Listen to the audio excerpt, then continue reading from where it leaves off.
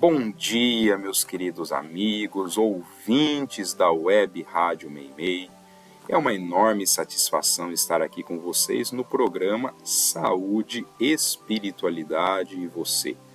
Meu nome é Ricardo Cavalcante, eu sou membro da Associação Médico Espírita de Botucatu e nós nos encontramos aqui todos os domingos às 11 horas da manhã na Web Rádio Meimei para refletirmos sobre temas que são ligados à nossa saúde, olhando diante de uma ótica da doutrina espírita.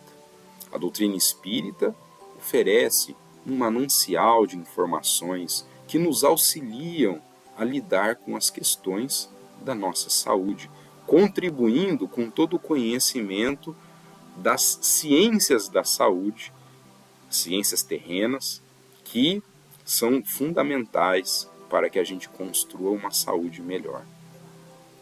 Convido a vocês a participarem ativamente do nosso programa, enviando para nós dúvidas, questões, temas que julgarem pertinentes discutirmos aqui no nosso programa, e para isso basta vocês enviarem essas dúvidas, sugestões, temas, através do WhatsApp da Web Rádio Meimei.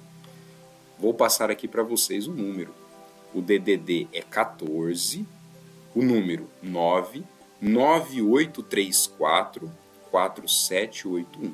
Repetindo, 14 o DDD, 99834-4781. Encaminhem para nós aquilo que vocês desejariam que a gente conversasse aqui, dúvidas que vocês trazem, e poderemos estar transmitindo essas reflexões para vocês. No dia de hoje, nós estaremos dando continuidade à nossa série de programas em que nós estamos conversando sobre as leis morais e a saúde, especialmente a saúde mental, baseado no livro de um querido e excepcional companheiro de jornada dentro da Associação Médico Espírita do Brasil, que é o Sérgio Lopes.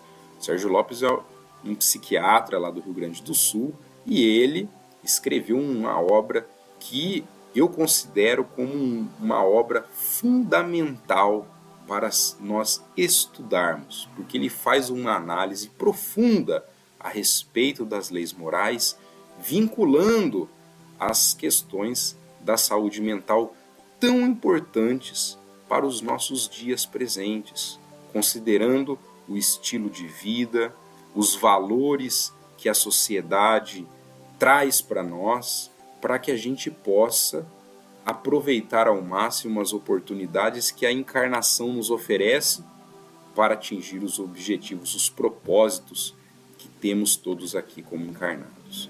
E hoje nós falaremos um pouco sobre a lei do trabalho.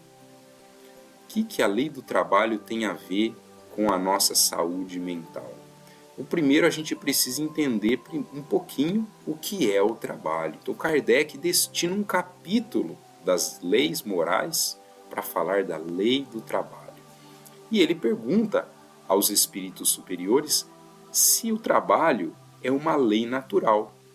E os espíritos respondem que sim, o trabalho é uma lei natural. O trabalho está em tudo na natureza. Tudo que a gente olha na natureza, a gente vai ver que existe trabalho. O que nós entendemos por trabalho? Trabalho é toda a ação, é todo o movimento, é todo o encadear de coisas que vão acontecendo, de fenômenos que vão acontecendo. Isso é trabalho.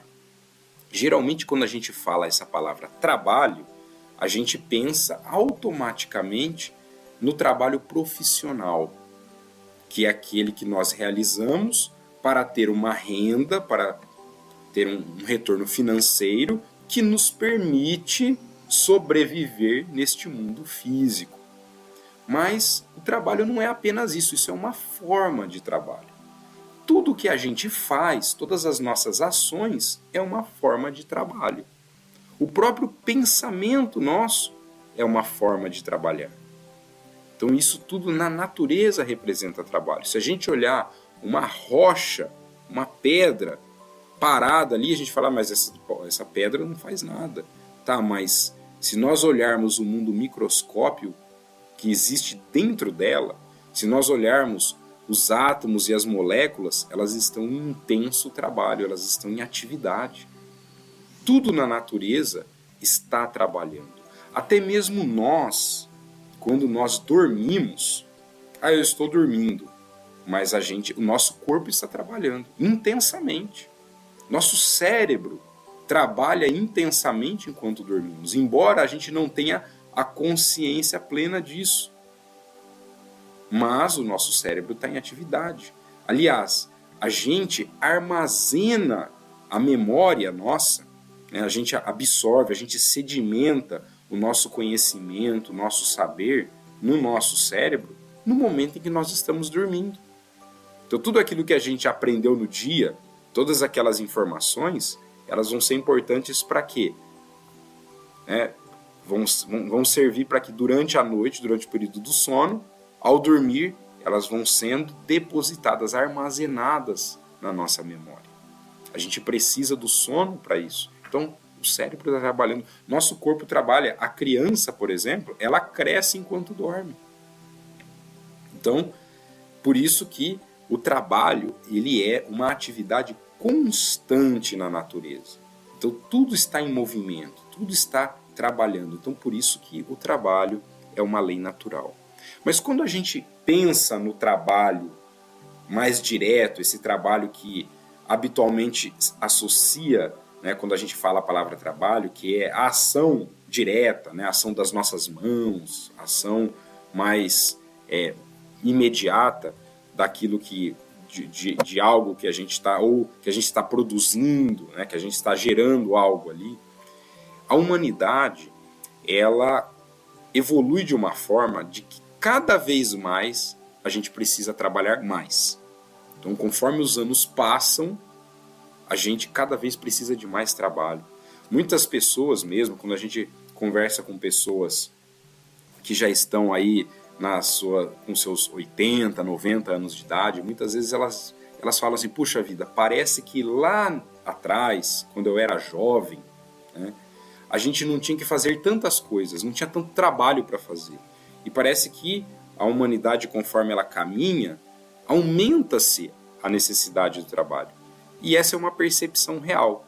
Realmente, a necessidade do trabalho ela vai aumentando conforme a humanidade avança. Por quê? Porque a vida vai se tornando mais complexa, cada vez mais, conforme vai o avançar da humanidade, e principalmente o avançar tecnológico, o desenvolvimento intelectual da humanidade.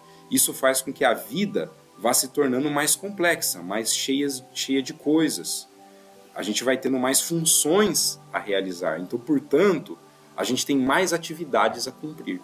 Então, a tendência é que o trabalho aumente. Os próprios espíritos da codificação já colocaram isso lá, está lá no livro dos espíritos. Do mesmo jeito que, conforme vai esse avançar da humanidade, as necessidades, as vontades nossas, né? Não só as necessidades aumentam, mas também aumentam os prazeres terrenos, os gozos terrenos. E isso também faz com que gere mais trabalho. Então, por exemplo, se nós pegarmos lá no passado, as pessoas, por exemplo, vamos pegar há 80 anos atrás, há 100 anos atrás, qual que era a capacidade das pessoas, por exemplo, de fazer uma viagem para lazer? Como que funcionava naquela época? Era fácil, era simples uma pessoa fazer uma viagem por lazer? Não era, isso era uma raridade. Geralmente as pessoas não viajavam por lazer, elas já viajavam a trabalho. Mas por lazer era muito difícil. Os recursos eram muito mais limitados. Se nós pegarmos hoje, as pessoas viajam muito por lazer. Mas isso tem um custo. E aí as pessoas hoje, então, trabalham para poder ter esse momento de viagem por lazer. Veja, não há nada de errado em viajar por lazer. Isso faz parte, a gente vai ver mais adiante, quando a gente falar sobre o repouso, a gente vai ver que tem uma importância esse momento. Então não há nenhum demérito, não há nada de errado nas pessoas fazerem isso. Mas, para poder proporcionar esse momento, haverá uma necessidade de trabalho. Porque a pessoa vai ter que trabalhar mais, vai ter que gerar mais uma renda, ela vai ter que se esforçar para aquilo, para ter aquele momento e poder realizar, por exemplo, uma viagem. Dei o exemplo aqui da viagem, mas para mostrar que os momentos mais prazerosos em que a gente pode aproveitar os instantes aqui da vida terrena, eles também aumentam.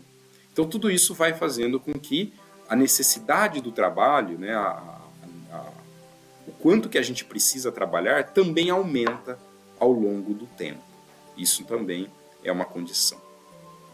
Mas a gente tem que sempre ter em mente que o trabalho, toda ação útil, como os espíritos da codificação colocam, toda ação que tem alguma utilidade, ela representa uma forma de trabalho. E o trabalho ele é importante para quê? Ele é importante para a evolução. A gente precisa do trabalho para evoluir. Nós não conseguimos progredir, não conseguimos evoluir. A lei da evolução também é uma lei natural, mas nós só conseguimos promover o processo de evolução quando nós trabalhamos. E quando a gente está falando em trabalho, a gente está referindo a toda ação útil, mesmo que ela seja de ordem mental. Então, todo esse movimento que a gente promove, seja mental, seja físico, é útil para a nossa evolução. Por isso que na natureza, tudo trabalha. Por isso que há esse movimento contínuo na natureza. Até mesmo os animais trabalham. Mas é claro que os animais trabalham muito mais para a conservação de si mesmos. Por quê? Porque eles estão num estágio evolutivo, né, cuja inteligência permite com que eles apenas consigam trabalhar para si mesmos, ou seja, todo o movimento deles é útil para a sua própria conservação, conservar o corpo físico. Então, o animal, por exemplo, ele tem que caçar, ele vai ter que procurar o parceiro ou a parceira para se reproduzir, para poder manter a espécie. Então, sempre é focado, comandado pelos instintos, focado no quê? Focado na preservação do seu próprio corpo. Mas nós, seres humanos, cuja inteligência já se despertou, cujo senso moral já está mais além, nós trabalhamos, nós nos movimentamos também para evoluir, para transformarmos o que há na nossa intimidade. Por isso que o trabalho é uma ferramenta fundamental dentro desse processo. Quando nós decidimos não trabalhar, não se movimentar, nós iniciamos um processo de adoecimento. Toda vez que o corpo para, a gente adoece. Toda vez que a mente para, a gente adoece. O que significa esse parar? Significa a gente estagnar. Vamos dar o exemplo do corpo, que é mais fácil da gente entender. Então, quando o nosso corpo para, ou seja, a gente resolve que a gente não vai fazer mais nada. Olha, eu vou ficar agora só na minha casa, deitado no sofá ou deitado na cama, ou só vou ficar da cama para o sofá. Não vou fazer mais nada, não me interesso mais por nenhum tipo de atividade, não vou fazer nenhum tipo de atividade física, eu só vou ficar em casa deitado, parado. O que vai acontecer com o meu corpo? Ele vai lentamente, o quê? Se atrofiando. A minha musculatura atrofia. É o que acontece muitas vezes, a gente vê, nós que somos profissionais da saúde, que trabalhamos em hospitais, a gente vê muito isso acontecer. Quando uma pessoa, por exemplo, interna num hospital e, por conta das suas condições de saúde, ela precisa ficar um longo tempo internado. Ela tem que ficar lá 1 mês, 2 meses, 3 meses, 6 meses internado no hospital por problemas graves de saúde. O que muitas vezes acontece com esse indivíduo? Principalmente a pessoa, por exemplo, que vai para uma UTI, que fica às vezes meses numa UTI. O que acontece com ela? A musculatura toda dela atrofia. A hora que essa pessoa melhora e, por exemplo, vai de alta ou ela sai lá da UTI, o que acontece? Ela vai ter que aprender tudo de novo, ela tem que aprender a andar de novo, a movimentar de novo. Ela não consegue mais, porque atrofiou, ficou parado. Então, o corpo parado, ele claramente mostra para nós que a gente vai atrofiar. Por isso que no hospital o serviço da fisioterapia é tão importante. Por quê? Porque o fisioterapeuta vai justamente tentar manter o movimento daquele indivíduo, para que ele não tenha uma perda de massa muscular tão intensa. Por isso que essa atividade, né, a presença do fisioterapeuta, ele é tão fundamental. Por quê? Para garantir a saúde daquele indivíduo. A mesma coisa acontece com a nossa mente. Se a gente opta, né, por parar a mente. O que significa parar a mente? A gente desocupar a nossa mente. Né? Deixar de pensar em coisas úteis, em coisas que são produtivas, e a gente ou focar a mente em algo que não tenha utilidade, né? Ou deixar de usar a nossa mente para coisas boas. O que vai acontecendo? A gente também vai contribuindo para um processo de adoecimento mental. A gente contribui para isso. Muitas vezes, quando a gente encontra com pessoas que estão nessa condição, a gente nota isso de uma maneira clara. Por exemplo, isso é uma situação que muitas pessoas já devem ter vivido esse tipo de condição.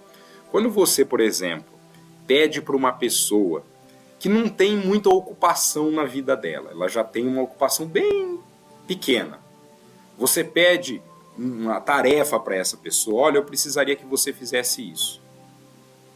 E você faz esse mesmo pedido para uma pessoa que é muito ocupada, que tem muita coisa para fazer, já tem assim o seu dia, sua agenda toda preenchida de coisas. Quem tem mais chance de conseguir executar aquela tarefa? De modo geral, é aquela pessoa mais ocupada. Por quê?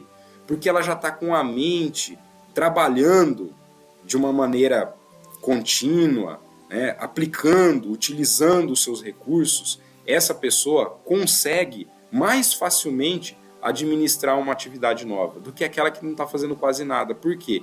Porque para esta pessoa, de modo geral, ela já está nessa condição porque ela já está sofrendo um processo de adoecimento. Por quê? Porque ela já foi se colocando nessa posição. E se colocando por quê? Porque ela, como algumas pessoas podem achar, porque ela não quer saber de nada, porque essa pessoa não tem interesse por nada. Não. Algum problema está conduzindo ela a isso. E esse é um sinal de adoecimento que a gente deve ficar atento. Porque muitas vezes quem está ao nosso lado está sofrendo um processo dessa forma. Quando a gente pega uma pessoa com depressão, por exemplo, o que acontece? A pessoa com depressão ela não tem vontade de fazer nada. Ela fica lá, inerte.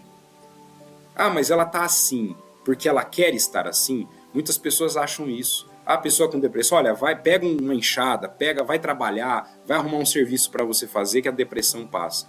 Não é tão simples assim, porque a pessoa que está nesse processo, ela não está assim porque ela simplesmente não quer trabalhar, porque ela não quer fazer nada, mas ela não consegue fazer. Ela vive um processo de adoecimento em que a sua mente vai estagnando. E por isso que muitas dessas pessoas elas podem evoluir para condições até como o catatonismo, de não conseguir fazer praticamente nada, ficar completamente inerte. Mas isso é um processo de adoecimento. Mas a gente tem a oportunidade de poder refletir sobre essa questão. Por quê? Porque a gente pode, no nosso dia a dia, se nós não ocuparmos de uma maneira útil a nossa mente, a gente pode ir evoluindo para essa condição. Então, isso é um ponto fundamental para que a gente possa se atentar. Para o próximo programa, como o nosso tempo aqui já está se esgotando, nós iremos conversar um pouquinho sobre como a gente pode trabalhar a nossa mente de uma maneira útil. Será que trabalhar a mente de uma maneira útil é estar o tempo todo pensando em alguma coisa?